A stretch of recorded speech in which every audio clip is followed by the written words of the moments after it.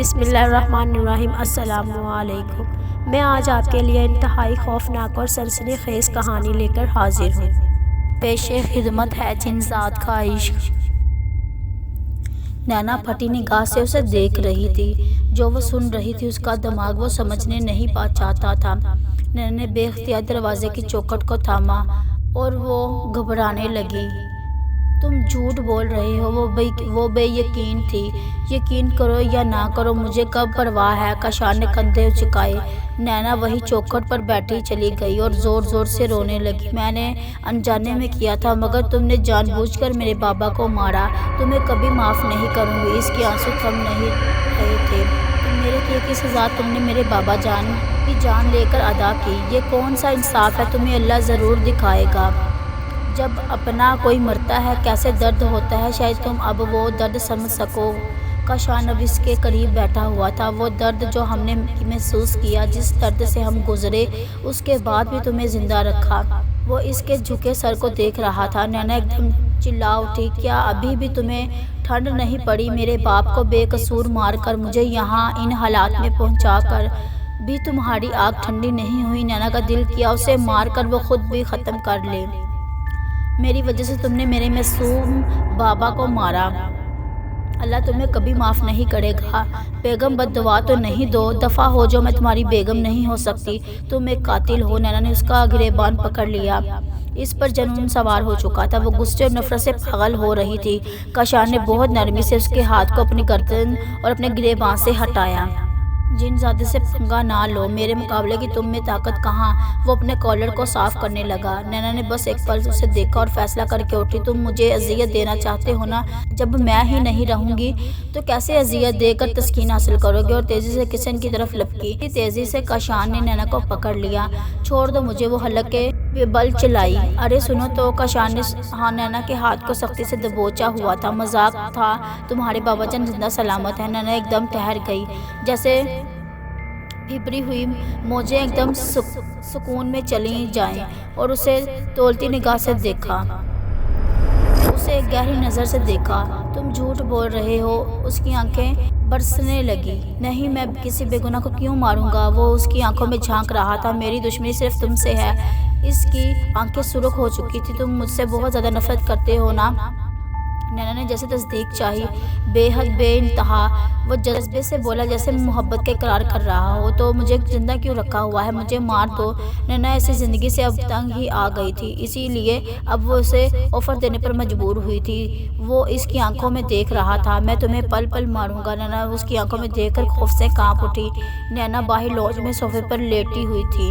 وہ مسلسل سونے کی صحیح کر رہی تھی، مگر پیٹ میں چوہے اسے سونے نہیں دے رہے تھے۔ وہ کوٹ کر کروٹیں بدلنے پر مجبور تھی۔ وہ کروٹ پر کروٹ لیے جا رہی تھی۔ تھک ہار کر وہ اٹھ بیٹھی۔ کیا کریں کیا نہ کریں؟ کھانا پینا تو بند نہیں کر سکتے اور نہ ہی نیند آ رہی ہے۔ وہ کچن میں گئی، فریج کو ترا تھا، ہاتھ پاؤں ادھر ادھر مارے مگر کچھ ہاتھ نہیں آیا۔ ایک نظر اس نے کمرے کے دروازے پر ڈالی۔ کمرے میں آئی مگر کاشان روم میں نہیں تھا۔ وہ پل میں یہاں تو پل میں وہاں ہوتا ہے۔ وہ مایوسی سے باہر آ گئی۔ کیسے نکلوں یہاں سے؟ یہ ایک قید خانہ ہے، جو تو مجھے بھوکا ہی مارے گا۔ نینا نے سر پکڑ لیا اور بیٹھ گئی۔ نینا کو اپنے گھر کا فریج یاد آیا، جو ہر وقت فروٹ اور کھانوں سے بھرا ہوا رہتا تھا۔ اس بھوک میں اسے ہر وہ کھانے یاد آ رہے تھے جو وہ کھانے سے انکار کر دیتی تھی۔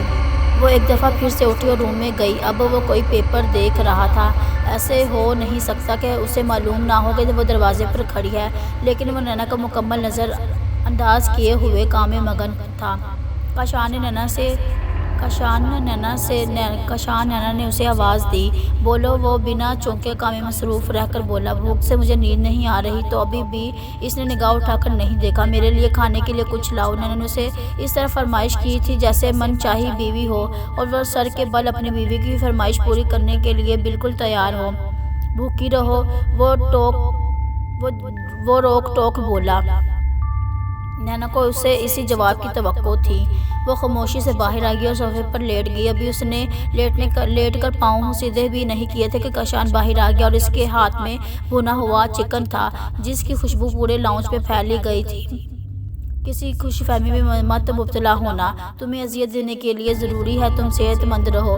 پلیٹ ٹیبل پر رکھ کر وہ پاؤں پٹکتا ہوا وہاں سے چلا گیا۔ نانا نے حیرت سے اسے دیکھا مگر پھر چکن کی طرف متوجہ ہوئی کیونکہ بھوک اب ناقابل برداشت ہو چکی تھی۔ کھانا کھا کر اس کی جان میں جان آئی اور پلیٹ لے کر کچن میں آئی۔ کچن بہت بکھرا ہوا تھا۔ نانا نے سوچا کچن سمیٹ لیا جائے، اس طرح کھانا بھی کچھ ہضم ہو جائے گا۔ نانا نے کچن اچھے سے صاف کیا اور صوفے پر آ گئی اور اب وہ بابا جان کے بارے میں سوچ ہی رہی تھی کہ یاد کر کے نانا کی آنکھیں بھیگ گئی۔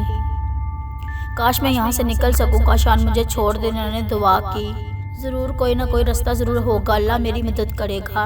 نانا کو یقین تھا یہی تانا بانا بنتے نانا نہ جانے کب سو گئی۔ نانا کب تک گھر میں بیٹھی بور ہوتی رہتی، وہ تھک چکی تھی اور ٹی وی پر کچھ خاص پروگرام نہیں آ رہا تھا۔ اب اس نے گھر کی صفائی کی ٹھانی۔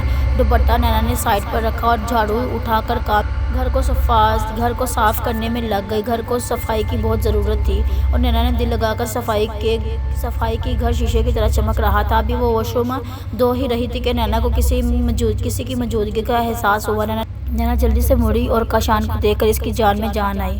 توبہ، مجھے ڈرا ہی دیا، اس نے ڈر کر سینے پر ہاتھ رکھ لیا۔ میں کچن کا سامان لایا ہوں، دیکھ لو، بہت سیریس انداز میں کہہ کر وہ مڑ چکا تھا۔ وہ ہر چیز کو بہت حیرت سے دیکھ رہا تھا۔ پورا گھر شیشے کی طرح چمک رہا تھا۔ وہ دل ہی دل میں اسے داد دیے بنا نہیں رہ سکا تھا۔ وہ واش روم سے فوراً فارغ ہو کر کچن میں گئی کیونکہ اتنا کام کرنے کے بعد اسے بہت زوروں کی بھوک لگی تھی، مگر کچن میں کچی سبزیاں اور گوشت دیکھ کر اس کا منہ بن گیا۔ اسے لگا تھا کسی ریسٹورنٹ سے کھانا لایا ہوگا، مگر یہاں کچی سبزیاں اس کا منہ چڑھا رہی تھی۔ وہ ٹی وی لاؤنج پہ بیٹھا ٹی وی دیکھ رہا تھا۔ وہ سب کام ایک عام انسان کی طرح کرتا تھا، کہیں سے جن نہیں لگتا تھا۔ وہ تو اب بولنے لگی تھی کہ وہ ایک جن زیادہ ہے، کچھ پکا ہوا ہی لے آتے۔ نانا اسے کہے بنا نہیں رہ سکی، لیکن کاشان نے اسے جواب نہیں دیا۔ زیادہ بحث کرنا بیکار تھا۔ اس نے چاول بھگوئے اور پلاؤ بنانے لگی، ورنہ آٹا گوندھ کر روٹیاں بنانی پڑتی اور اس کے اندر یہ ہمت نہیں تھی۔ جلدی پلاؤ ریڈی کیا اور ایک پلیٹ میں چاول لیے ٹی وی لاؤنج میں بیٹھ کر کھانے لگی اور اندر کاشان بھوک سے چکر کاٹ رہا تھا۔ اسے امید نہیں تھی کہ نانا اسے کھانے کا نہیں کہے گی اور وہ باہر آیا۔ اسے کھانا کھاتے دیکھ کر کاشان کو غصہ تو بہت آیا مگر ضبط کر گیا اور خود دیچکی سے چاول نکال کر روم میں لے گیا۔ نانا نے اسے حیرت سے دیکھا اور وہ اسے کہنا چاہتی تھی کہ اس نے یہ چاول اپنے لیے رات کے لیے بچائے تھے، مگر خاموش رہی۔ شاید اسے بھی بھوک ہو، جنات کو تو بھوک بھی انسان سے زیادہ لگتی ہے، نانا دل ہی دل میں بولی۔ وہ کچن میں برتن رکھ کر آئی، وہ ٹی وی لاؤنج میں بیٹھا ہوا تھا۔ نانا نے بہت کام کر لیا تھا، اب وہ روم میں آ گئی، تھکن سے بھی ٹوٹ کر بستر پر لیٹ گئی اور لیٹتے ہی سو گئی۔ نانا کی آنکھ کتے کے بھونکنے کی آواز سے کھل گئی۔ وہ جھٹ سے اٹھ بیٹھی۔ یہ وہی آواز تھی جو وہ اپنے گھر میں سن چکی تھی۔ نانا کا دم جیسے رک گیا ہو، اس کی دھڑکنیں تیز ہو گئی۔ تیزی سے وہ باہر آئی مگر وہاں کوئی نہیں تھا۔ گھر میں وہ تنہا تھی۔ شاید میرا وہم ہو، نانا نے سر تھاما ہوا تھا۔ اب نانا کو پیچھے کتے کے گھرانے کی آواز بہت تیز آئی۔ نانا کا دل ڈوب کر بھرا ہوا تھا، وہ ایک دم پتھر کی ہو گئی۔ دھڑکتے دل کے ساتھ نانا نے پیچھے مڑ کر دیکھا، نانا کی جان ہی نکل گئی۔ نانا کو لگا جیسے اسے دھوکا ہوا ہے، وہ کوئی کتا نہیں بلکہ شیر تھا، اتنی بڑی جسامت جیسے ببر شیر ہو مگر منہ کتے والا۔ نانا نے روم کی جانب دوڑ لگائی مگر دروازے پر ایک اور کتا کھڑا نانا پر حملہ کرنے کے لیے بالکل تیار تھا۔ کاشان نے اسے آواز دی، نانا کے چاروں طرف کتے ہی کتے تھے۔ یا اللہ میری مدد کرنا، نانا نے دعا کی۔ اب وہ صوفے کے پیچھے والا کتا نانا پر حملہ کرنے کے لیے تیار تھا۔ اس نے جیسے نانا پر حملہ کیا ویسے ہی نانا کے گرد اچانک دھواں چھانے لگا۔ وہ دھواں نانا کے گرد چکر کھا رہا تھا۔ نانا کو دھوئے کی وجہ سے کچھ نظر نہیں آ رہا تھا، لیکن یہ دھواں نانا کو خدا کی مدد لگی۔ اب آہستہ آہستہ دھواں چھٹنے لگا اور وہ دھواں جب ختم ہوا تو نانا چاروں طرف دیکھ کر حیران کھڑی تھی۔ وہ ایک بار پھر جنگل میں کھڑی تھی، حیرت سے وہ چاروں جانب دیکھ رہی تھی۔ یہ میں دوبارہ یہاں کیسے آ گئی؟ کاشان وہ دروازے سے چیخی۔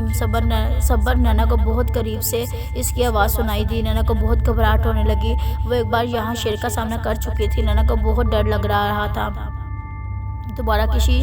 دوبارہ کسی بادشاہ کے ہتھے نہ چڑھ جائے۔ بہت دیر انتظار کے بعد نینا نے دھواں اٹھتا دیکھا، مگر وہ خوف زدہ نہیں تھی۔ اس دھوئیں سے کاشان برآمد ہوا۔ تمہیں کچھ دن یہیں رہنا ہوگا، وہ آتے ساتھ بولا۔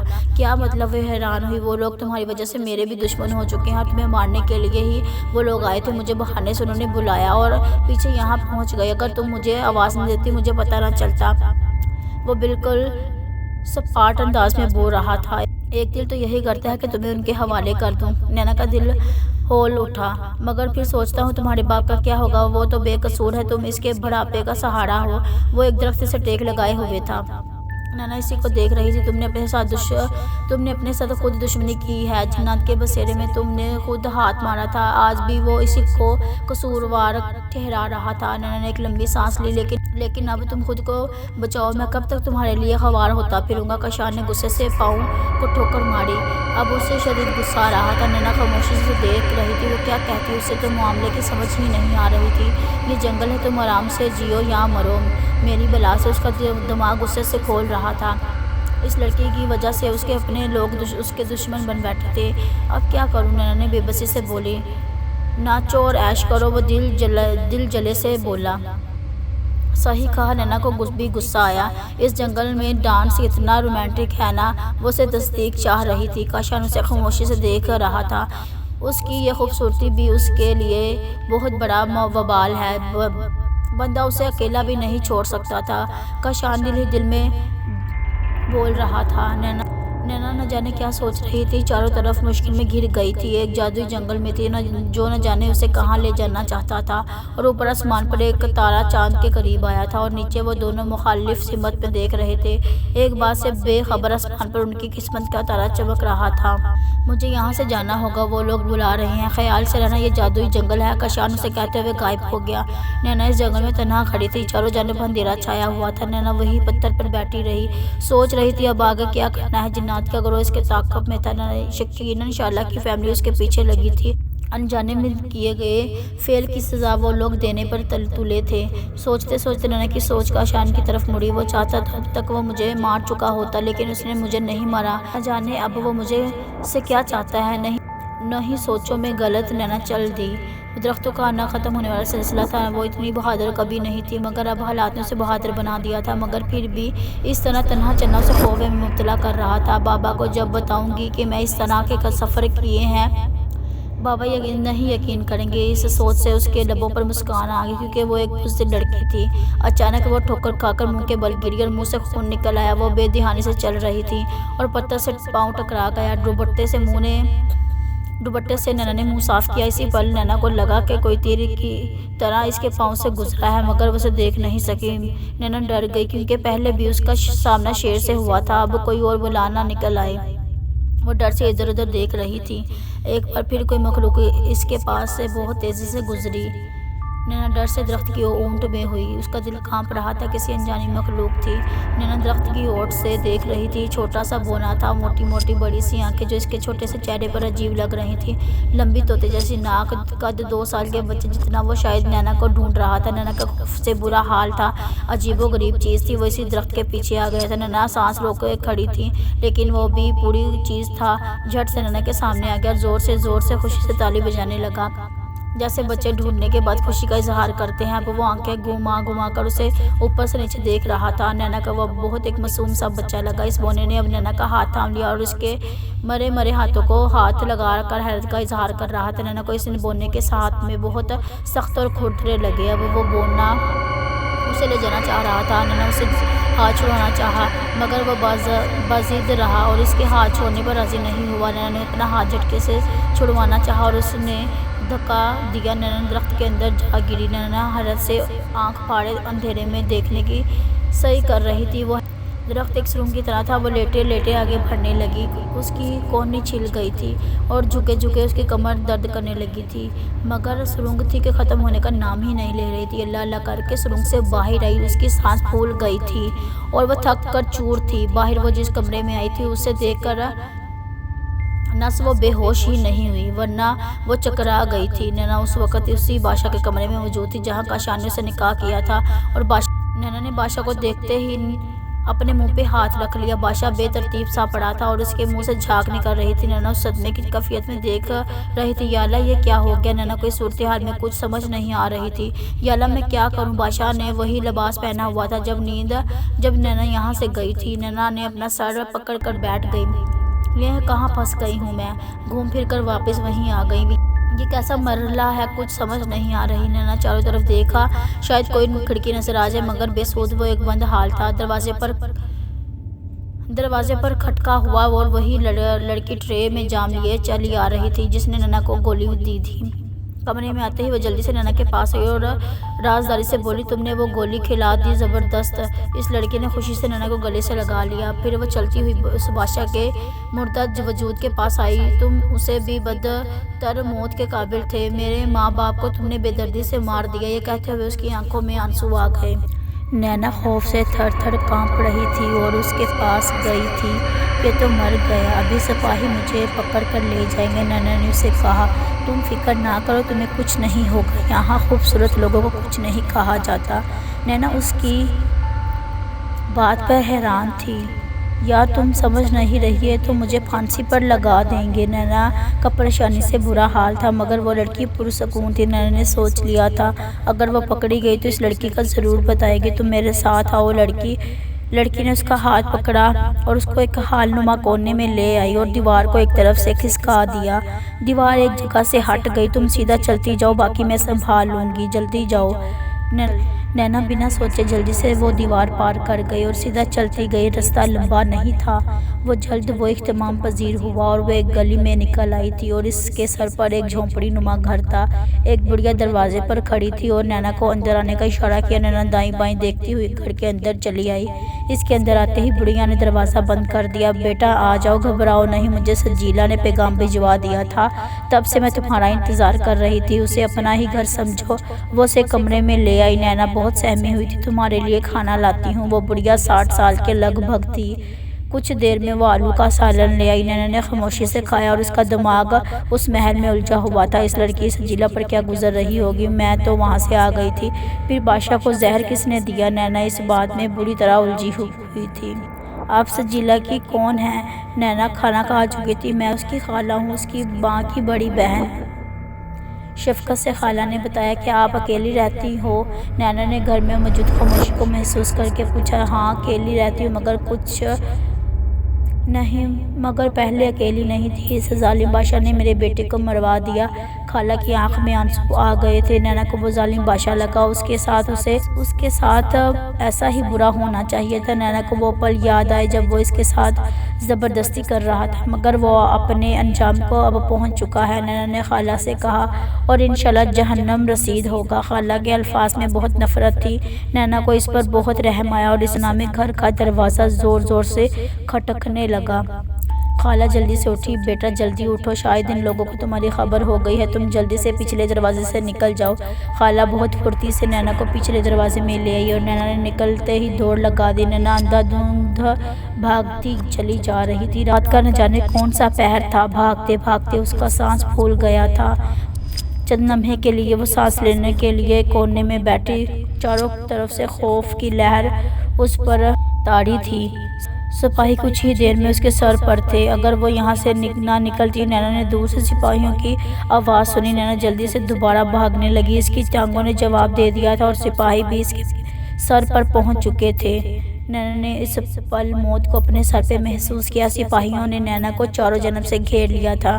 نینا آنے والی مصیبت کو دیکھ کر کھڑی ہو گئی تھی۔ تلوار لیے وہ نینا کو پکڑنے کے لیے تیار تھے، اس کی طرف بڑھ رہے تھے۔ نینا کا حلق خشک ہو گیا۔ اس نے اپنے سوکھے ہونٹوں پر زبان پھیری۔ ایک سپاہی نے نینا کا ہاتھ پکڑا اور زبردستی اپنے گھوڑے پہ سوار کیا۔ نینا زیادہ مزاحمت نہیں کر سکتی تھی، وہ تعداد میں زیادہ تھے۔ نینا نے خاموشی میں بہتری جانی۔ نہ جانے کی کیسی کال کوٹری تھی جس میں نینا کو قید کیا گیا تھا۔ عجیب سی حبس زدہ وہ کمرہ تھا جس میں بہت گندگی بھری بدبو آ رہی تھی۔ نینا کے پاؤں اور ہاتھوں میں زنجیریں باندھی گئی تھی۔ نینا کے ہاتھوں اور پاؤں میں زنجیریں باندھی گئی تھی۔ کوٹری کا دروازہ کھلا اور ایک عورت اندر آئی اور بے دردی سے نینا کو بالوں سے اٹھایا۔ درد سے نینا کی آنکھوں میں آنسو آ گئے۔ وہ تقریباً گھسیٹتی ہوئی اسے لے جا رہی تھی۔ دروازہ پار کرنے کے بعد سلاخیں تھیں اور پار کر کے وہ ایک لمبی سی روش پر آ گئے۔ نینا کو چاروں جانب سے سپاہی گھیرے ہوئے تھے اور اسے ایک بڑے سے دربار میں لایا گیا جہاں شاہی انداز میں کرسیاں لگی ہوئی تھیں، مگر ان پر چند وزیر ہی براجمان تھے۔ سامنے ایک بادشاہی تخت تھا مگر وہ خالی تھا۔ نینا کو اس تخت کے سامنے کھڑا کر دیا گیا تھا۔ نینا کو خوف سے جھڑی سی آ گئی۔ جو شخص اس تخت پر آ کر بیٹھا، نینا بے یقینی سے اس انسان کو دیکھ رہی تھی جسے وہ چند گھنٹے پہلے مردہ حالت میں دیکھ چکی تھی۔ اب وہ زندہ اس کے سامنے تھا۔ ایک وزیر اس کے کان میں کچھ کہہ رہا تھا اور وہ سر ہلا رہا تھا۔ کافی دیر دونوں کی گفتگو ہوتی رہی، پھر اس بادشاہ نے ہاتھ اٹھا کر جیسے بات ختم کی۔ ہمیں اپنے بھائی کی موت کا دلی صدمہ ہے، انہیں بہت چالاکی سے قتل کیا گیا ہے، یہ ہم نہیں بھولنے والے، اور اس کے قاتلوں کا انجام بھی ویسا ہوگا۔ اس کے چہرے پر کوئی غم کے آثار نہیں تھے۔ یہ لڑکی ایک مقصد کے تحت آئی ہے۔ اس نے نینا کی طرف اشارہ کیا۔ ہمارے بھائی کی جان لے لی گئی۔ وہ یکدم اب دیدہ ہوا۔ نینا کو اس کی آنسو مگرمچھ کے آنسو لگے۔ نینا سمجھ گئی تھی کہ وہ اس کا جرمہ بھائی تھا۔ اسے مارا کس نے تھا یہ معلوم کرنا تھا، ورنہ وہ بے قصور ماری جاتی۔ وہ جو بھی تھا نینا کو بہت بڑا چال باز لگا۔ اس کی آنکھیں ایک شاطر کھلاڑی کی آنکھیں تھیں، نینا کے جسم سے آر پار ہوتی ہوئی آنکھیں۔ نینا کو یقین ہو گیا، ہو نہ ہو اس کی موت میں اسی بھائی کا ہاتھ ضرور ہے۔ اس کا سر فوراً بات قلم کیا جائے۔ ایک وزیر نے بہت جوش میں مشورہ دیا۔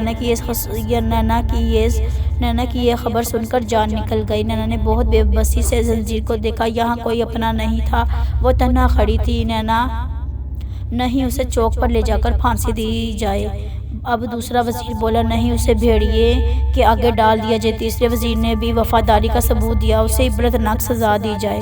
اب وہ تخت پر بیٹھا ہوا بولا۔ نینا کا دل دھڑکنا بھول چکا تھا۔ جہاں پناہ نینا تیزی سے بولی۔ اسے لگا اب خاموش رہنا خطرناک تھا۔ میں بے گناہ ہوں، نینا نے بادشاہ کی آنکھوں میں دیکھتے ہوئے کہا۔ مجھے بے گناہ کو ایک سازش کے تحت پھنسایا جا رہا ہے، ورنہ میں اس محل سے بہت مخلص ہوں۔ وہ بادشاہ اب نینا کو بہت دلچسپی سے دیکھ رہا تھا۔ تمہارے پاس کیا ثبوت ہے کہ تم بے گناہ ہو؟ سجیلا سچائی جانتی ہے، نینا نے کہا، ورنہ میں تو ایک معصوم سی خادمہ ہوں۔ سجیلا سے اب کیسے پوچھے؟ بادشاہ نے جیسے سوال اٹھایا۔ سجیلا کو لایا جائے۔ بادشاہ نے بہت بلند اور سخت آواز میں اپنے وزیر کو حکم دیا اور چند لمحے بعد سجیلا کو دیکھ کر نینا سکتے میں آ گئی۔ سجیلا کا مردہ وجود اس کے سامنے پڑا تھا۔ سجیلا کا چہرہ نیلا پڑا ہوا تھا، اسے یقیناً اس کا گلا گھونٹ کر مار دیا گیا تھا۔ نینا کی آنکھیں آنسو سے بھر گئی تھی۔ بہت نفرت سے اس نے بادشاہ کو دیکھا اور ایک نفرت والی نظر دربار پر ڈالی۔ اب بتاؤ کیا کہنا چاہو گی؟ بادشاہ نے تخت پر بیٹھتے ہوئے سوال کیا۔ نینا کا دل کیا ابھی اسی وقت اس ظالم کو اپنے ہاتھوں سے موت کے گھاٹ اتار دے، کسی انجام کی پرواہ نہ کرے۔ بادشاہ نے غرور سے گردن کو اکڑا لیا تھا۔ نینا کا دماغ جوش کھا کر اٹھا۔ اس کے دل نے کہا اس ظلم پر وہ خاموش نہیں رہے گی۔ وہ ایک دم اٹھی اور بادشاہ کی طرف دوڑنا چاہا، مگر پاؤں میں موجود بیڑیوں کی وجہ سے منہ کے بل جا گری۔ سپاہیوں نے فوراً نینا کو دبوچ لیا۔ چھوڑ دو مجھے، تم ظالم لوگ ہو، اقتدار کی خاطر بے گناہوں کو بے دردی سے مارتے ہو، تم انسان کہلانے کے قابل نہیں۔ نینا کے دل میں جو آیا وہ بولتی گئی۔ تم اس کا جواب ضرور دو گے، نینا نے بادشاہ کی طرف انگلی اٹھا کر کہا۔ اس کی آنکھیں پانی سے بھری ہوئی تھیں۔ چھوڑ دو اسے، بادشاہ نے سپاہیوں کو حکم دیا۔ بادشاہ آہستہ آہستہ نینا کے قریب آنے لگا۔ سپاہیوں نے فوراً نینا کو چھوڑ دیا۔ بادشاہ نینا کے پاس آ چکا تھا۔ کیا ظلم کیا ہے ہم نے؟ کیا ظلم کیا ہے ہم نے؟ اس کی آنکھوں میں ایک جلال تھا۔ ہمارے پیارے بھائی کی یہ قاتلہ ہے۔ بادشاہ نے سجیلا کی طرف اشارہ کیا۔ یہ اسی انجام کی مستحق تھی۔ ابھی تمہارا جرم ثابت نہیں ہوا، تمہارا انجام بھی یہی ہوگا۔ وہ نینا پر نظر گھارا بولا۔ اور تمہارا انجام نینا بھول چکی تھی۔ وہ ایک بادشاہ کے روبرو ہے جو قد میں نینا سے اتنا اونچا تھا۔ نینا سر اٹھا کر اس کو دیکھ رہی تھی۔ اپنے بھائی کو تم نے تخت کی خاطر مارا، اپنے بھائی کو تم نے تخت کی خاطر مارا ہے، یہ بات میں جان گئی ہوں۔ نینا نے کاٹ کا اصل پتہ پھینک دیا تھا۔ بادشاہ کی آنکھیں غصے کی شدت سے سرخ ہو گئی تھی۔ گستاخ، تم ہم پر الزام لگا رہی ہو؟ نہیں بادشاہ حضور، میں سچائی بیان کر رہی ہوں، نینا نے ہنس کر کہا۔ اس تخت کی لالچ میں آپ اپنے سگے بھائی کا خون کر چکے ہو۔ آپ اپنے آپ پر اس تخت کی لالچ میں اپنے سگے بھائی کا خون کر ڈالا ہے، آپ نے آپ پر ظلم کیا ہے، آپ کا خون اتنا سفید ہو گیا ہے۔ نینا اسے اب ذرا نہیں ڈر رہی تھی۔ تم نہیں جانتی تم کس کے سامنے کھڑی ہو۔ میں جانتی ہوں، میں ایک قاتل کے سامنے کھڑی ہوں۔ گستاخ، تم حد سے بڑھ گئی ہو، تم ظالم ہو، تمہارے انجام تم ظالم ہو، تمہارا انجام اس سے بھی بھیانک ہوگا۔ نینا خاموش نہیں ہوئی۔ سپاہیوں سے لے جاؤ، اسے سولی پر لٹکا دو، بادشاہ نے جلال میں کہا۔ نینا نہیں ڈری، وہ اس ظالم بادشاہ کو ختم کر دینا چاہتی تھی۔ سپاہی اسے پکڑ کر دوبارہ اسی کال کوٹری میں لے آئے۔ نینا آ کر پھوٹ پھوٹ کر رو دی۔ اس کا دل سجیلا کی موت پر بہت غمزدہ تھا۔ کشان کہاں ہو؟ آ جاؤ، یہاں بہت ظلم ہو رہا ہے۔ نینا نے بے ساختہ اسے پکارا۔ نہ جانے وہ کہاں گم ہو گیا تھا، اس کی کوئی خبر نہیں لی۔ I hope you like this video. Please like, share and subscribe to my channel and don't forget to press bell icon.